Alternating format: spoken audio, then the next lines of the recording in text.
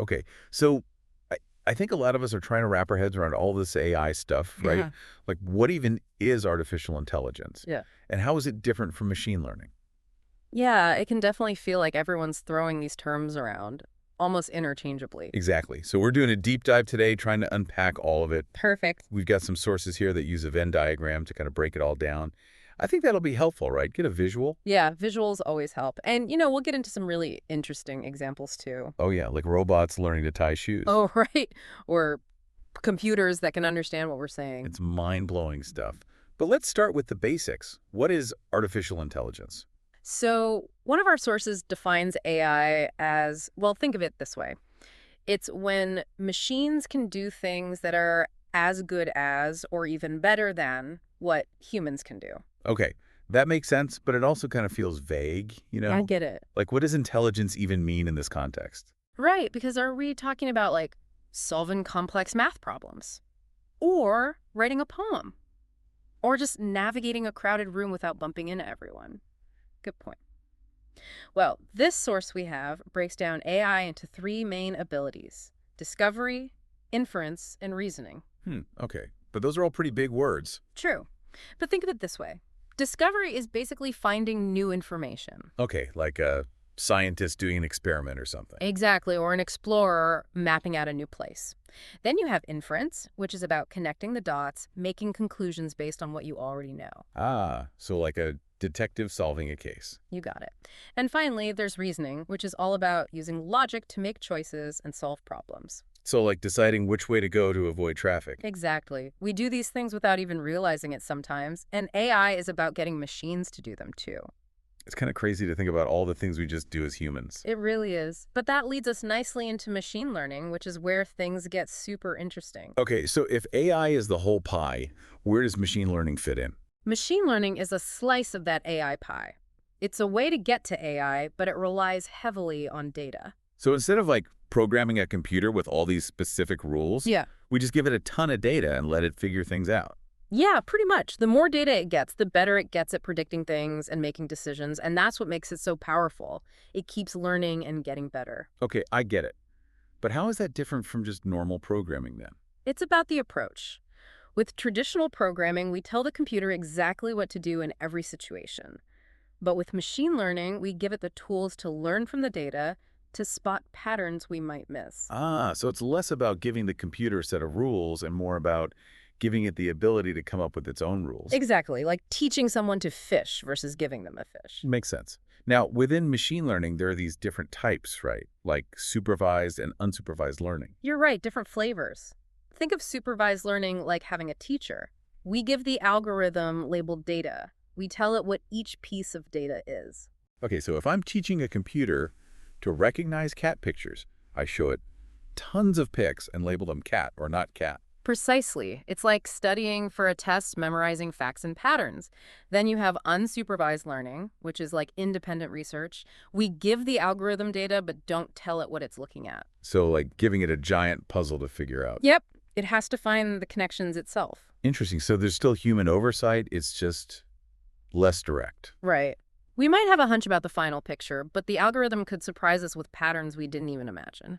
Now, this is where it gets really cool. What about deep learning? It seems like everyone's talking about it these days. Deep learning, yes. That's a subset of machine learning, and it's called deep because it uses neural networks. They're inspired by the human brain. Wait, are we talking about building a computer brain? That's wild. Not a perfect comparison, but it gives you an idea. These neural networks are made up of layers, like in the brain, and each layer processes information and passes it on, kind of like neurons firing. And the more layers, the deeper it is, the more complex stuff it can learn. You got it. And it's doing amazing things. Image recognition, understanding language, self-driving cars, even medical diagnoses.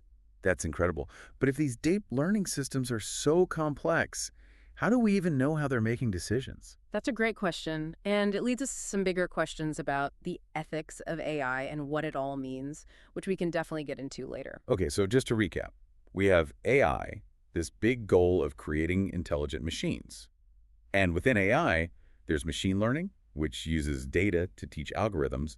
And then within machine learning, there's deep learning, which uses these neural networks to do even more impressive things. You got it, like Huh. a set of those Russian nesting dolls. This is making so much more sense now. So those real-world examples you mentioned, like robots tying shoes and computers understanding us, let's dig into that. Let's do it. It's amazing to see how AI is already woven into our lives. So we've got the foundation down, but now let's look at how it's actually being used. I think you'll be surprised by just how much AI is already part of our everyday lives. Oh, absolutely. You mentioned robots learning to tie shoes and I mean, for us, it's so simple, but for a robot, that must be incredibly difficult to program. It really is. Think about it. They have to see the laces, know how to move them around, then tie a specific kind of knot. It's a lot. Right. Like we don't even think about it, we just do it. Exactly. And that's the beauty of AI. It's taking on challenges that we humans take for granted. Speaking of things we do without thinking, what about computers understanding what we say? That always seems like magic to me. It's pretty mind-blowing when you consider all that's happening. This is where natural language processing, or NLP, comes in. It's a whole area of AI that's all about getting computers to understand, interpret, and even generate human language. So when I ask my smart speaker to play a song, it's using NLP to figure out what I mean. Exactly. It analyzes the sounds of your voice, turns those into text, and then figures out the meaning from those words. That's how it knows which song you want and how to actually play it. That's wild. So NLP isn't just about understanding commands. It can actually analyze the meaning of text, too. You got it. NLP is being used in all sorts of things: chatbots, translating languages, even sentiment analysis, where computers can figure out the emotional tone of what someone wrote. So computers can tell if I'm happy or sad, just from what I type. It's getting there. It has huge potential for businesses trying to understand customer feedback. Impressive, but also kind of creepy if you think about it too much. I get it. It's a powerful tool, and that raises questions about how it's used and privacy concerns. But it also has great potential for good, especially in things like market research and even mental health support. I could see that. It's like any powerful tool, right? Yeah. It depends on how it's used. So we've talked about AI's capabilities and really cool uses, but are there limits to what AI can do? Is there anything AI just can't handle? Or are we on the verge of creating machines that can do everything we can? That's the million-dollar question. One of our sources mentions artificial general intelligence, or AGI. It's a hypothetical AI that would be as smart as a human, able to learn and solve problems in any area.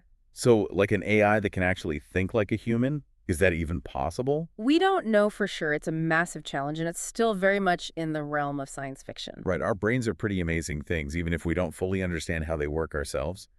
But even without reaching that AGI level, AI is already changing things drastically. Oh, absolutely. AI is transforming so many fields: healthcare, finance, transportation, education, the list goes on. It's both exciting and kind of overwhelming, you know? It is. But remember, you don't need to grasp all the technical stuff to appreciate how powerful AI is and what it could do. Just stay curious and keep learning. So for someone like me, not an expert, what's the key thing to take away from all this? I think the biggest takeaway is that AI isn't some far-off future thing. It's here, it's now, it's affecting us all in huge ways.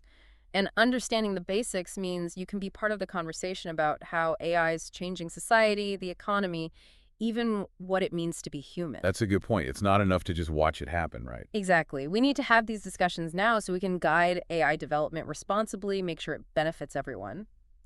Speaking of which, one area where this is super important is talking about the potential risks and problems AI might cause. Like the whole robots taking over the world thing. Or are there more realistic worries? The robot uprising is fun for movies, but the actual risks are more complex. We need to talk about things like bias in AI, job displacement, and even the possibility of misuse. Okay, those are definitely some serious concerns. Let's dive into those a bit more. What are some ways AI could go wrong, and how do we prevent that? Okay, so let's get into these potential AI risks.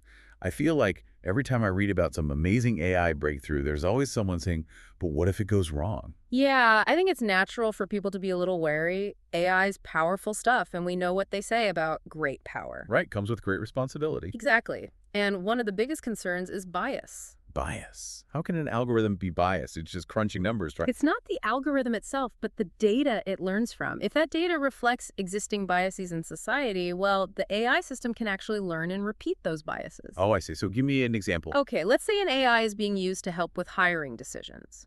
If the data it's trained on shows that Historically, men have been hired more often than women for certain jobs. The AI might start favoring male candidates, even if those biases are totally unfair. Ah, so it's not like the AI is intentionally being sexist. It's just picking up on the patterns it sees in the data. Right. And that's tricky because so much of the data we have about the world already has some kind of bias baked in. So we need to be super careful about what data we use to train these systems. Makes sense. What about the whole robots taking our jobs thing? I've heard a lot of people worried about that. It's a valid concern. As AI gets more advanced, some jobs are going to be automated. But it's not as simple as robots replacing humans completely. So it's not like we're all going to be out of work tomorrow because a robot can do our jobs better. No, it's not that straightforward. AI could also create entirely new jobs, whole new industries we haven't even thought of yet, but we need to be ready to adapt Adapt how? by learning new skills, being flexible as the job market changes. Instead of being scared of AI, we should focus on what we're good at, things that work with AI, not against it. So collaboration, not competition. Exactly. Imagine how AI could help us do our jobs better in all sorts of fields. It's about using each other's strengths. That's a much more optimistic way to look at it. Okay, so we've covered bias and job displacement. Any other potential AI risks we should be aware of? Well, there's always the risk of misuse. Like any powerful tool, it can be used for good or bad. So it's not just about the tech itself, but about who's controlling it and what they're doing with it. Exactly. As AI gets more sophisticated, we need solid ethical guidelines, regulations to make sure it's used responsibly.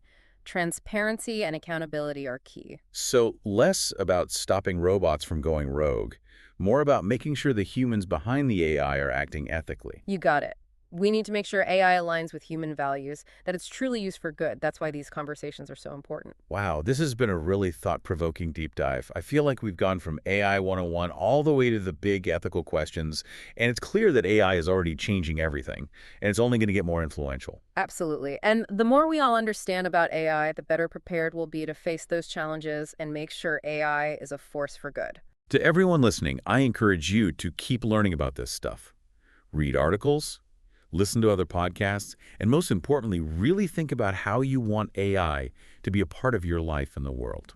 The future of AI is being shaped right now, and everyone's voice matters in that conversation. Thanks for joining us on this deep dive into the world of AI. We hope you found it insightful, maybe even a little inspiring. Keep those brains curious.